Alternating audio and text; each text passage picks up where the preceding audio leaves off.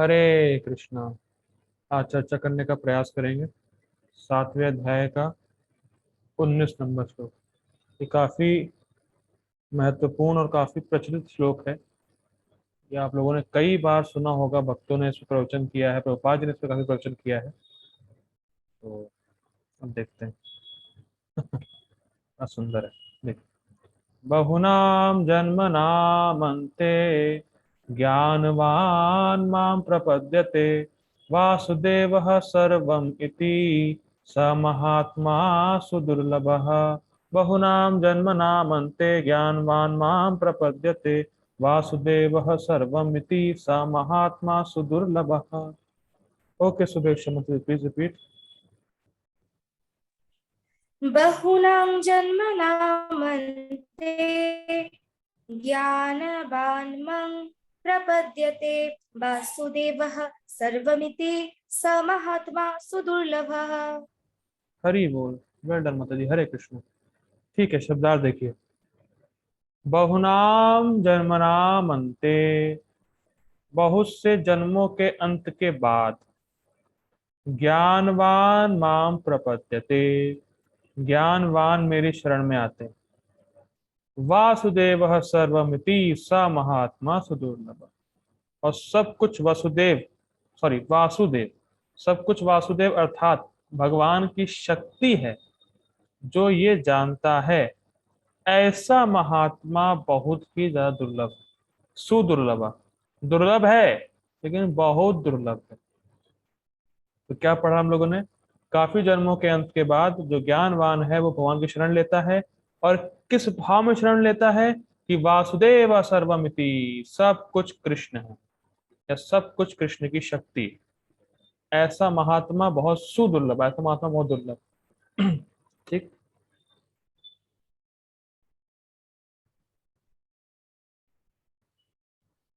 प्रभुपाद जी का अनुवाद। अनेक जन्म जन्मांतर के बाद जिसे सचमुच ज्ञान होता है, वह मुझको समस्त कारणों का कारण जानकर मेरी शरण में आता है। ऐसा महात्मा अत्यंत दुर्लभ होता है।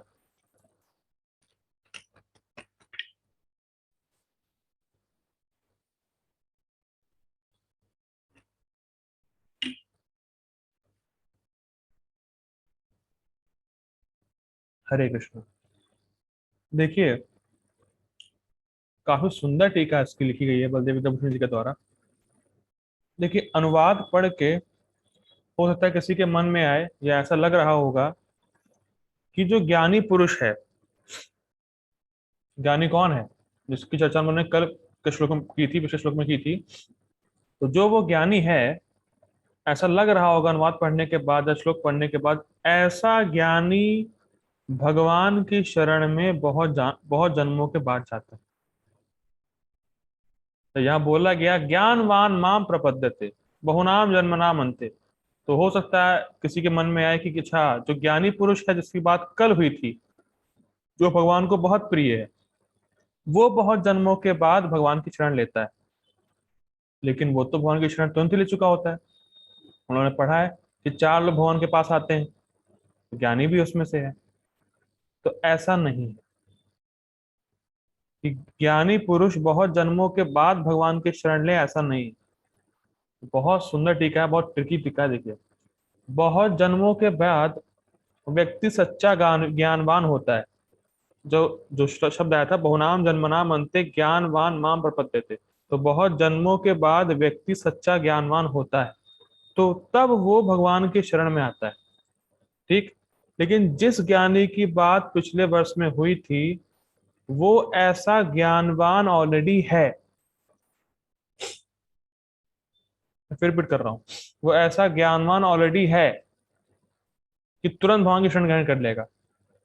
और जो वासुदेव को हर चीज के रूप में जानता है।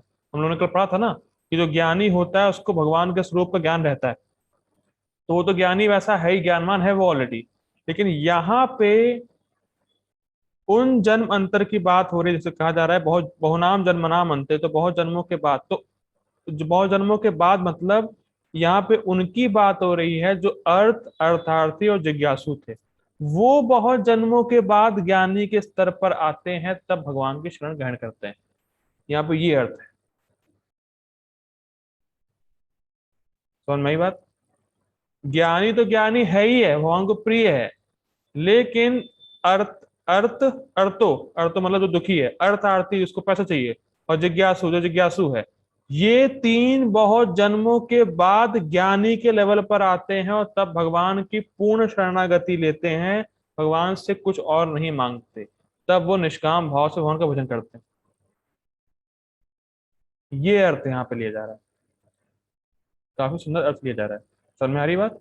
यहाँ पे जो वो मन बैठाएगा कि जो ज्ञानी है वो शरण ग्रहण करता है बहुत जन्मों के बाद, वो तो शरण तुरंत ग्रहण कर लेगा, लेकिन जो बाकी तीन लोग थे जो सकाम भक्त थे, वो बहुत जन्मों के बाद ज्ञानी बनते हैं, तब वो भगवान की शरण ग्रहण करते हैं। यहाँ पे ये अर्थ लिया जा रहा है। ठीक। गीता भूषण टीका। इन तीन प्रकार के भक्तों की अंतिम गति क्या होती है? ये लिंक है। कौन तीन प्रकार के भक्त? आर्तो, अर्थार्थी और जिज्ञासु। ठीक। इन तीन प्रकार के भक्तों की अंतिम गति मतलब कहाँ पहुंचते हैं ये लोग? ठीक। भगवान का उत्तर दे रहे हैं, यह तीन मेरी भक्ति करते हुए और मेरी भक्ति के भाव से उच्चतम भौतिक भोगों को भोगते हुए अंतो गत्वा किसी जन्म में उन भोगों से विरत हो जाते हैं।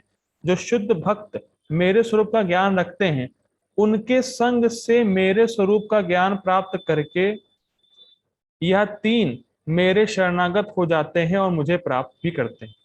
ये लिंक है, बहुनाम जन्मनाम अंते। तो ये है ज्ञानवान।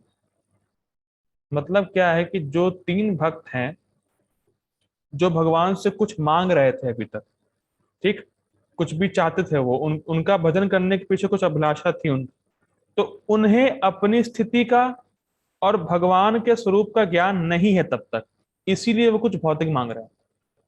ठीक। उनकी भौतिक इच्छाएं बनी हुई हैं, तो वो नहीं समझ रहे कि जीव को भौतिक भोगों से कोई लेना देना नहीं है। कभी भी जीव भौतिक भोग से संतुष्ट नहीं हो सकता है, वो भगवान की निष्काम भक्ति से संतुष्ट हो सकता है। उसको, उन तीनों को इस बारे में बिल्कुल नहीं पता, लेकिन ज्ञानी को पता रहता है। ठीक, इसलिए वो निष्काम रहता है। तो जो ये तीन तीन सकाम भक्त हैं, इनको ये ज्ञान नहीं है कि भगवान की निष्काम भक्ति करके वो संतुष्ट हो सकते हैं। तो यहाँ पे हम क्या देख रहे हैं कि जब वो कृष्ण के पास गया, ठीक, तो कुछ उसने मांगा और फाइनली ऐसे करते करते वो भगवान के पास पहुंच भी जाएगा। मैं फिर रिपीट कर रहा हूं।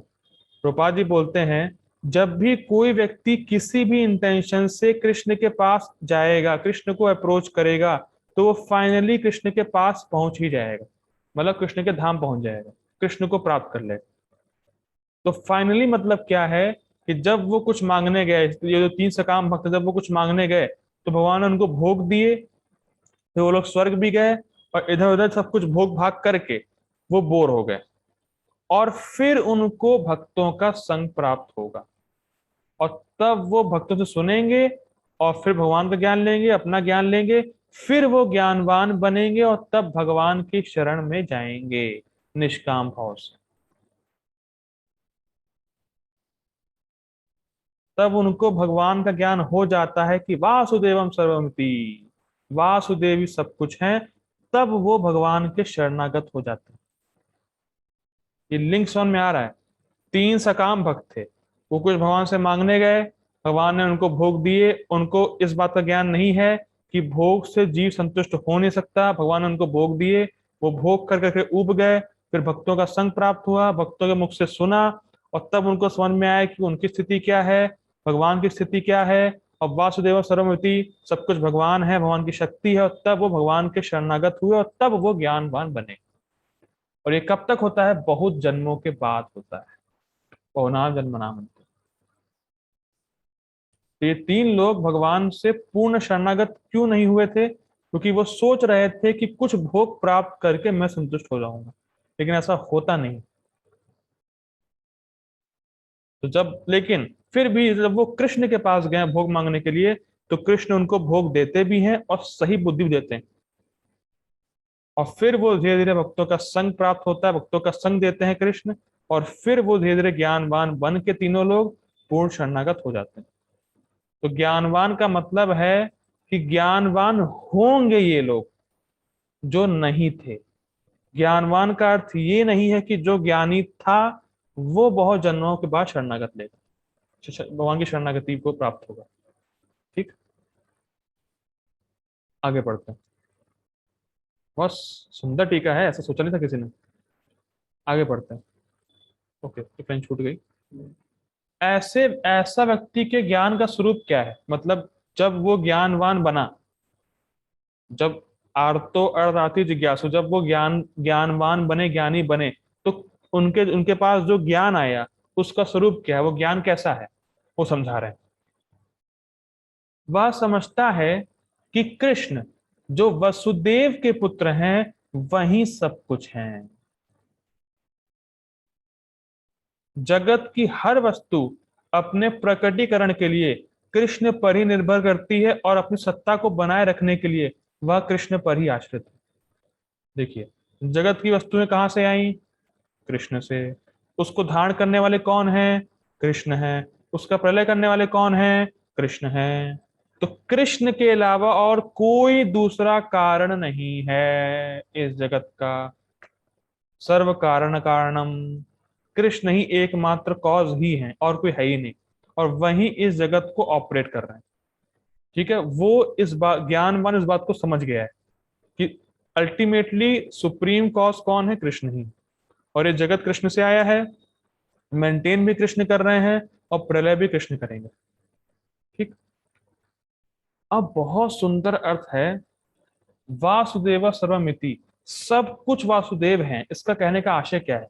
इसको बहुत सुंदर एक्सप्लेन किया गया है टीका में। देखिए, जिस वस्तु की स्थिति और स्वरूप जिस वस्तु पर आश्रित रहती है उसे उस वस्तु के संबंध में तदात्मक कहा जाता है। और टफ होगा अगर समझते हैं। देखिए, इसी लाइन को समझाने के लिए एग्जाम्पल दे रहे हैं। छांदोग उपनिषद में यह कहा गया है कि प्राण को वाणी और आंख से व्यपदेशित किया जाता है, क्योंकि यह इंद्रियां अपने स्वरूप और स्थिति के लिए प्राण के अधीन होती है। ये क्या अर्थ है? व्यपदेशित का मतलब है डिनोट करना। जैसे इसमें कहा गया है कि प्राण को वाणी और आंख से व्यपदेशित करते हैं, मतलब आंख और वाणी को प्राण भी बोलते हैं। जैसे मान लीजिए बोला जाता है जब कि भगवान को प्राण समर्पित करो, कहने का अर्थ क्या है? भगवान के लिए प्राणायाम करना है, क्या करना है? प्राण अर्पित करने का अर्थ है कि अपनी इंद्रियों को भगवान की सेवा में लगाना है। ये होता है प्राण को समर्पित करने का अर्थ कृष्ण को। ठीक। तो अब क्या कहा जा रहा है यहाँ पे कि इंद्रियों को प्राण का नाम दे रहे हैं या दे सकते हैं। अगर जहां इंद्रियां हैं तो इंद्रियों को हम प्राण भी बोल सकते हैं। कैसे? क्योंकि प्राण से ही इंद्रियां एक्टिवेट होती हैं। और मैंने पहले बताया था कि भगवान हमारे हृदय में बैठ के प्राण वायु को एक्टिवेट करते हैं और तब शरीर के सारे कार्य होते, तब हमारी इंद्रियां चलायमान होती। तो एग्जाम्पल है दिया जा रहा है कि जैसे इंद्रियां प्राणों पर आश्रित है, प्राण वायु सही से काम कर रहा है इसीलिए इंद्रियां चलायमान है। तो जैसे इंद्रियां प्राणों पर आश्रित हैं तो इसीलिए हम इंद्रियों को प्राणों का नाम दे सकते हैं। लेकिन फिर भी प्राण और इंद्रियों में फर्क भी है। इंद्रियां इंद्रियां, प्राण प्राण है। और उसी प्रकार से इस जगत की हर वस्तु भगवान से आ रही है, भगवान की शक्ति है और भगवान पर आश्रित है। तो इन वस्तुओं का तदात्म्य है भगवान से, इसीलिए हम इन वस्तुओं को भी वासुदेव कह सकते हैं। इसीलिए कहा जा रहा है वासुदेव ही सब कुछ है। नहीं समझ में आया? मैं फिर रिपीट कर रहा हूं। जैसे इंद्रियां प्राण पर आश्रित हैं, तो जो वस्तु जिस पर आश्रित होती है, तो जिस पे आश्रित है उसका नाम हम उस वस्तु को दे सकते हैं। जैसे इंद्रियां प्राण पर आश्रित हैं तो हम इंद्रियों को भी प्राण बोल सकते हैं। क्लियर? लेकिन फिर भी इंद्रियों में और प्राण में फर्क है। तो ये जगत भगवान की शक्ति है, भगवान पर आश्रित है, तो इसीलिए हम इस जगत को भी भगवान का नाम दे सकते हैं, जबकि भगवान नहीं, अलग अलग है, लेकिन हम नाम दे सकते हैं। We can denote this material word as Vasudev, लेकिन ये वासुदेव हो नहीं जाता। कठिन समझ में आ रहा है? इंद्रियां प्राण पर आश्रित है, इसलिए हम इंद्रियों को प्राण बोल सकते हैं, लेकिन इंद्रियां और प्राण फिर भी अलग अलग हैं। समझिएगा एग्जाम्पल, ये मेरा हाथ है, लेकिन मैं अपने हाथ को शरीर बोल सकता हूँ। जैसे मैं, मान लीजिए मेरे हाथ में चोट लगी, तो मैं कह सकता हूँ मेरे शरीर में चोट लगी है। लेकिन क्या है, क्यों? क्योंकि मेरा हाथ मेरे शरीर पर आश्रित है, पूरे देह पर आश्रित है, इसीलिए मैं अपने हाथ को शरीर कह सकता हूँ, फिर भी हाथ और शरीर अलग अलग है। एग्जाम्पल लीजिए, सूर्य और सन और सनशाइन, हम सनशाइन को भी सन कह सकते हैं, क्योंकि सनशाइन सन पर आधारित है। तो उसी प्रकार से जो वस्तु जिस पर आधारित होती, आश्रित होती है, तो हम आश्रय वाली वस्तु का नाम, उस वस्तु आश्रय वाली, आश्रय जो आश्रय का नाम है, हम उसका नाम वस्तु को दे सकते हैं। अब समझ में आ रहा होगा। उसी प्रकार से जब कहा जा रहा है वासुदेव सर्वमिति, सब वासुदेव है, कहने का तात्पर्य क्या है कि सारी चीज भगवान कृष्ण पर आश्रित है, इस वजह से हम सारी वस्तुओं को भगवान का नाम दे रहे हैं। कृष्ण हो गए प्राण और वस्तु हो गई इंद्रियां, ऐसा समझ लीजिए। कृष्ण प्राण है और वस्तुएं इंद्रियां हैं, इसीलिए हम प्राण, इंद्रियों को प्राण बोल रहे हैं, इसलिए वस्तुओं को हम कृष्ण बोल रहे हैं, जबकि वस्तुएं कृष्ण है नहीं, उनकी शक्ति। क्लियर हो गया होगा? इसी का नाम दिया जाना चाहिए, उस मतलब उसी को नाम दिया जाना चाहिए। ऐसे वस्तुएं भगवान है नहीं, मैं फिर रिपीट कर रहा हूँ, वस्तुएं भगवान नहीं। अगर आप कहेंगे वस्तुएं भगवान है तो फिर दिक्कत दूसरी फिलॉसफी हो जाएगी। तो वस्तुएं भगवान है नहीं, पर भगवान पर आश्रित हैं, इसीलिए नाम दिया जा रहा है। जैसे इंद्रियां और प्राण एक दूसरे पे, इंद्रियां प्राण पर आश्रित हैं, और इंद्रियां और प्राण अलग अलग है। ठीक, तो ये कहने का अर्थ है वासुदेव सर्वमिति, ये सारी वस्तुएं वासुदेव पर आश्रित हैं, उनकी शक्ति है, पर वस्तु और भगवान अलग अलग भी हैं। ठीक, ये थोड़ा फिलोसफिकल पार्ट था बस, बाकी इजी है। देखिए, इसी को समझा रहे हैं श्लोक से। ना वै वाचो न चक्षु, न चक्षुंसी न श्रोत्राणि न मना न मनांसित्य आचक्षते प्राण इत्य एवाचक्षते प्राणो ही एवेतानि सर्वाणि भवति। कोई इसे वाणी, चक्षु, श्रोत्र या मन नहीं कहता है, यह सब प्राण ही कहलाते हैं। क्यों? क्योंकि ये सब प्राण पर आश्रित हैं, और प्राण ही यह सब कुछ है। जैसे हमारी आंखें, हमारे कान, हमारी वाणी, हमारा मन, ये सब एक्टिव है, क्योंकि प्राण वायु है, प्राण वायु से एक्टिव हो रहा है, तो इसीलिए हम इसको प्राण भी कह रहे हैं। ठीक, छांदोग्य उपनिषद 5:1-15। ठीक, नोट, वासुदेव ही सब कुछ है, इसका अर्थ यह है कि सब कुछ भगवान वासुदेव पर आश्रित है। अपनी शक्तियों के द्वारा वह सब में व्याप्त है। व्याप्त मतलब भगवान वहां मौजूद है अपनी शक्तियों के माध्यम से। हम लोगों ने पढ़ा था ये, रसोहम अपसु कौन्तेया, I am taste of water, I am the sunlight of the sun. हम सब पढ़ चुके हैं। भगवान कहते हैं, तो भगवान अपनी विभूति के द्वारा हर जगह व्याप्त है, शक्ति के द्वारा भगवान हर जगह व्याप्त है। जैसे सुबह सुबह सनलाइट आपके कमरे में है, तो सूर्य अपनी रोशनी के माध्यम से सनलाइट के माध्यम से आपके रूम में व्याप्त है, ऐसा समझ लीजिए। ठीक, तो सन सन ही मौजूद है, लेकिन सनलाइट के फॉर्म में आपके कमरे में। ठीक, आगे पढ़ते हैं। यह अर्थ नहीं लेना चाहिए कि ब्रह्म सत्य है और बाकी सब कुछ मिथ्या है। ये इंटरेस्टिंग है। जब कहा गया वासुदेव सर्वमिति, सब कुछ वासुदेव है, तो अब कुछ लोग कहते हैं कि अच्छा, जगत तो मिथ्या है, तो वासुदेव भी मिथ्या हुए। ऐसा कुछ नहीं। देखिए क्या कहते, क्या देखिए, क्या बड़ी अजीब फिलॉसफी है। देखिए, वो कहते हैं ब्रह्म सत्य है, सब कुछ मिथ्या है, बाकी सब जगत मिथ्या है। उनका कहना, पहले ही कहते हैं वो लोग, सर्वम इदम खलु ब्रह्मन, सब कुछ ब्रह्म है। पहला पॉइंट ये बोलते हैं। अच्छा, सब कुछ ब्रह्म है, तो ब्रह्म तो सत्य था, तो जब सब कुछ ब्रह्मन है, तो जगत भी ब्रह्म होगा, और अगर जगत ब्रह्म है तो सत्य होगा, मिथ्या कैसे होगा? तो हमारा लॉजिक, कह रहे हैं सब कुछ ब्रह्म है, फर्स्ट। फिर कह रहा है ब्रह्म सत्य है, तो मतलब सब कुछ सत्य हुआ, और सब कुछ सत्य है तो जगत मिथ्या कैसे हुआ?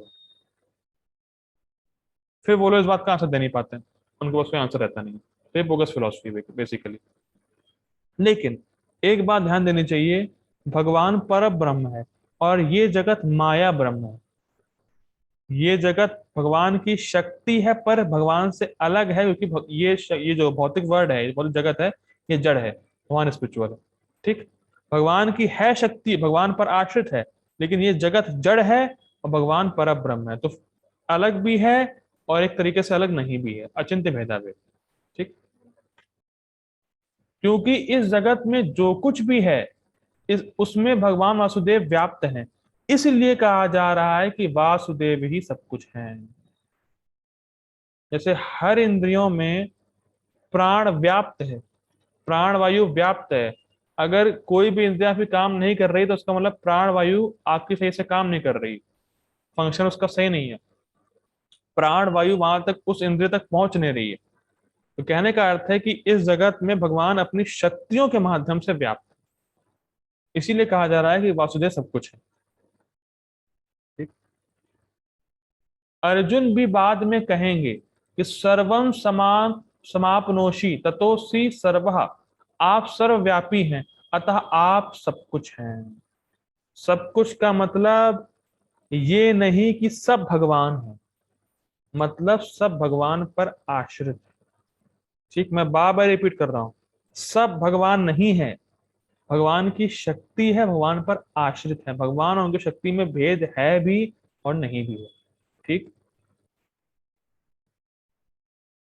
ऐसा व्यक्ति जिसकी सारी भौतिक इच्छाओं से निवृत्ति हो चुकी होती है और उसे केवल मेरी ही स्पृहा होती है और बड़ी उदारता से अपनी आत्मा को मुझे समर्पित करते हुए वह मेरे प्रति समर्पित होता है, और ऐसा महात्मा करोड़ों ज्ञानियों में भी दुर्लभ होता है।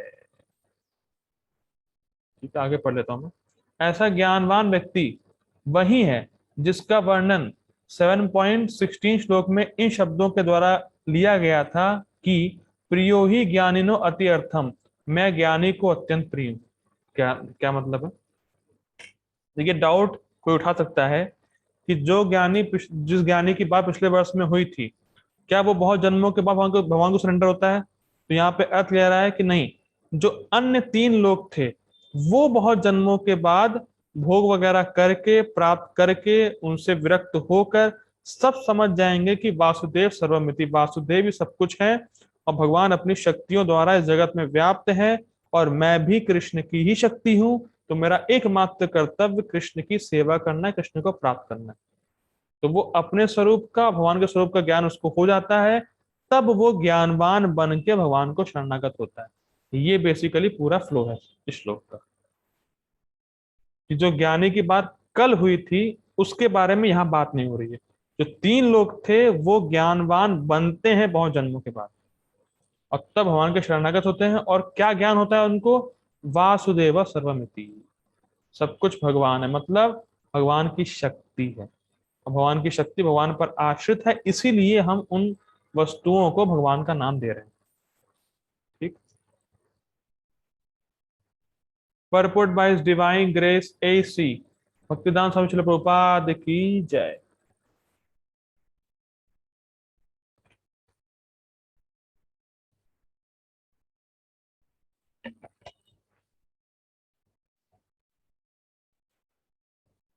पढ़ते हैं।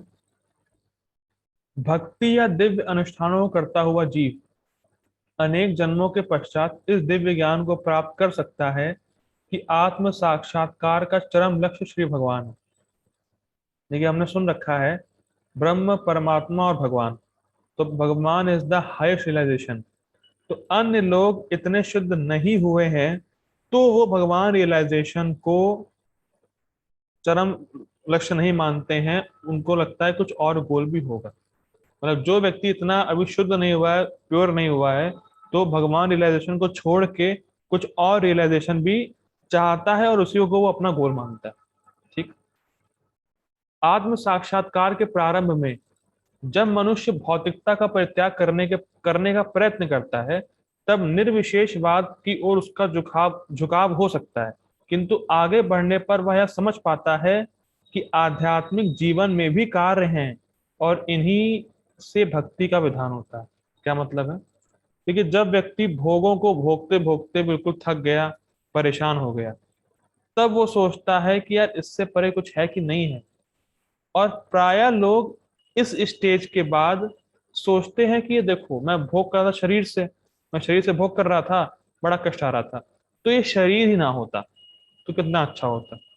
तब वो ब्रह्म ज्योति में मिलने के बारे में सोचते हैं, क्योंकि वहां कोई शरीर है नहीं, और वो समझ नहीं पाते कि आध्यात्मिक शरीर और भौतिक शरीर में डिफरेंस क्या है। तो सोचते हैं शरीर ही ना हो, शरीर होगा नहीं, भोग करेंगे नहीं, बस सुखी रहेंगे वहां पे। तो इस प्रकार से सोचते हैं कि ब्रह्म में लीन हो जाना अच्छा है, अपना एग्जिस्टेंस खत्म कर लेना अच्छा है। पर वो ये समझ नहीं पा रहे या सोच नहीं पाते कि स्पिरिचुअल लाइफ भी है, आध्यात्मिक शरीर भी है, भक्त भी हैं, भगवान भी हैं, वहां उनकी सेवा हो रही है, और असीम सुख का आनंद भक्त लोग उठा रहे हैं। वो इस बात को समझ नहीं पाता। ठीक, आगे पढ़ते हैं। इसकी अनुभूति होने पर वह भगवान के प्रति आसक्त हो जाता है और उनकी शरण ग्रहण कर लेता है।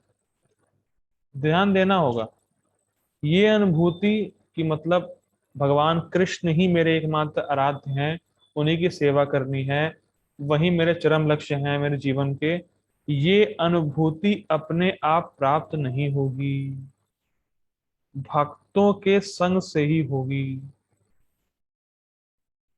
और भक्तों का संग भगवान की कृपा से होता है। हमें जो भक्तों का संग प्राप्त हुआ, ये कोई बाई चांस नहीं था, ये कृष्ण की कृपा है, तब भक्तों का संग हुआ। तब हम भी समझ पा रहे हैं कि कृष्ण को ही प्राप्त करना है, कृष्ण प्रेम को प्राप्त करना, कृष्ण के चरणों में प्रेम हो जाए, यही एकमात्र जीवन का उद्देश्य है। कैसे समझ में आया हम लोगों को? जब हम लोगों ने भक्तों से सुना, प्रभुपाद जी से सुना, और ये क्या सुनना बाई चांस हो गया? नहीं, कृष्ण की कृपा से हुआ है। तो भगवान की कृपा से ही हम भक्तों के मुख से जो सुने हैं उस ज्ञान को धारण भी कर पा रहे हैं। मैं फिर रिपीट कर रहा हूं, भक्तों के संग से अनुभूति होगी कि कृष्ण ही मेरे एकमात्र आराध्य है, कृष्ण की ही सेवा करना मेरे जीवन का लक्ष्य है, कृष्ण को प्राप्त करना, और कोई चीज नहीं चाहिए, बस कृष्ण चाहिए मुझे। ये अनुभूति भक्तों के संग से होगी, और भक्तों का संग प्राप्त होगा कृष्ण की कृपा से। और जो भक्तों ने बोला है उस ज्ञान को धारण भी करना, ये भी कृष्ण की कृपा से होगा। ठीक, इसीलिए प्रभुपाद जी की सबसे सुंदर बात कह रहे हैं, इस अवसर पर वह इस अवसर पर वह समझ सकता है कि श्री कृष्ण की कृपा ही सर्वस्व है, वे ही सभी कारणों के कारण है, और यह जगत उनसे स्वतंत्र नहीं। देखिए, गोपाल जी कितनी सुंदर बात कह रहे हैं कि भगवान की कृपा ही सब कुछ है, सर्वस्व है। इसीलिए हमें हमेशा निष्काम भाव से भक्ति करते हुए भगवान की कृपा की याचना करनी चाहिए। बहुत इंपॉर्टेंट है, क्योंकि भगवान की कृपा से ही हम भक्ति में प्रगति कर सकते हैं। ठीक है, और ये जगत भी जो हम लोग देख रहे हैं, ये भी तो भगवान की कृपा ही है। भगवान ने कृपा करके इसको बनाया है, क्योंकि ताकि जीव जो है, जो भोग करना चाहते हैं, वो भोग करें, और फिर वो धीरे धीरे शुद्ध होके भगवान के पास आ सके। कोई फोर्स नहीं किया भगवान को जगत को बनाने के लिए, लेकिन फिर भी भगवान ने कृपावश कि जीव भोग करके ऊब जाए, समझ जाए, और मेरे पास आ सके, इसलिए जगत को बनाया है। इतनी सुंदर बात है, विचार करिए इस पे कि जो मैं बोल पा रहा हूँ, आप समझ पा रहे हैं, जो भी हो रहा है सब कृष्ण की कृपा से हो रहा है। हम जिंदा भी कृष्ण की कृपा से हैं। और तो क्या लेंगे, कृष्ण की कृपा के बिना हम जिंदा भी नहीं रह सकते। तो सब कुछ भगवान की कृपा से हो रहा है, भगवान की कृपा ही है। ये समझ में आ जाए बस कि भगवान ने कितनी बड़ी कृपा हम पे कर रखी कि हम भक्ति के मार्ग पर हैं। जब व्यक्ति ये बिल्कुल समझ जाएगा, तब वो कभी भक्ति को नहीं छोड़ेगा। क्या बहुत से लोगों को भक्ति प्राप्त है जगत में? नहीं, हमें है। और हमें है तो समझ लीजिए भगवान की कितनी बड़ी कृपा हमारे ऊपर है कि हम भक्तों का संग कर पा रहे हैं, गीता भागवत सुन पा रहे हैं, उसको समझ पा रहे हैं, और जीवन में अप्लाई करने का प्रयास कर रहे हैं। कितनी बड़ी कृपा है, कितनी बड़ी कृपा है। जब व्यक्ति ये समझेगा तो भक्ति को कभी लीव नहीं करेगा। और ये कैसे होगा? जब वो सुनेगा। जब वो सुनेगा तब समझ में आएगा कि वहां की कितनी बड़ी कृपा उसके ऊपर हुई है। वहां की कृपा ही सर्वस्व है। ठीक, आगे पढ़ते हैं। वह इस भौतिक जगत को आध्यात्मिक विविधताओं का विकृत प्रतिबिंब मानता है और अनुभव करता है कि प्रत्येक वस्तु का परमेश्वर कृष्ण से संबंध है। देखिए, जैसे आप एक पेड़ देखें, उसका रिफ्लेक्शन देखें, तो पेड़ की टॉप साइड जो है वो डाउन साइड रहेगी रिफ्लेक्शन में। ठीक, ऊपर की चीज नीचे रहेगी। तो उसी प्रकार से ये जगत स्पिरिचुअल वर्ल्ड का परवर्टेड रिफ्लेक्शन है, उल्टा रिफ्लेक्शन है। स्पिरिचुअल वर्ल्ड में सबके सेंटर कृष्ण है। कृष्ण को संतुष्ट करना सबके जीवन का सेंटर है। और इस जगत में सबका सेंटर वो खुद है और इंद्र तृप्ति। तो बिल्कुल उल्टा है ये जगत स्पिरिचुअल वर्ल्ड से। इस जगत में सारी वस्तुएं कृष्ण की हैं, पर माया के वश में लोग सोच रहे हैं कि मेरे भोग के लिए, जबकि वो भगवान को संतुष्ट करने के, भगवान की सेवा में यूज करने के लिए वस्तुएं। स्पिरिचुअल वर्ल्ड की चेतना क्या है कि जो वस्तुएं हैं सब कृष्ण की सेवा में लगाओ, कृष्ण को संतुष्ट करो। लेकिन यहाँ पे क्या है? जो वस्तुएं हैं मेरे भोग के लिए। बिल्कुल उल्टा है। लेकिन जो व्यक्ति ज्ञानवान हो जाता है वो समझता है कि वासुदेव सर्वमिति, सब कुछ भगवान कृष्ण की शक्ति है, कृष्ण की वस्तुएं हैं, तो मुझे उनकी ही सेवा में लगानी चाहिए, ये हमारे भोग के लिए बिल्कुल नहीं। ठीक, इस प्रकार, ठीक है, तो हो गया। हाँ, इस प्रकार वह प्रत्येक वस्तु को वासुदेव श्री कृष्ण से संबंधित समझता है। इस प्रकार की वासुदेवमयी व्यापक दृष्टि होने पर भगवान कृष्ण को परम लक्ष्य मानकर शरणागति प्राप्त होती। कहने का अर्थ है, शरणागत का मतलब है वो समझ गया है कि मैं कृष्ण का हूँ, वस्तुएं कृष्ण की है और कृष्ण की सेवा करनी है। तो मतलब शरणागति मतलब ही कि सेवा करनी है कृष्ण की। और कोई कहे मैं कृष्ण के शरणागत हूँ, तो मतलब उसको बिल्कुल फोकस है कि वो कृष्ण की ही सेवा करेगा बस। उसको जीवन में और कुछ नहीं करना, सिर्फ कृष्ण की सेवा करनी। ये होती शरणागति। ठीक है, ऐसे शरणागत महात्मा दुर्लभ है। इस श्लोक की सुंदर व्याख्या शतशतोपनिषद में मिलती है।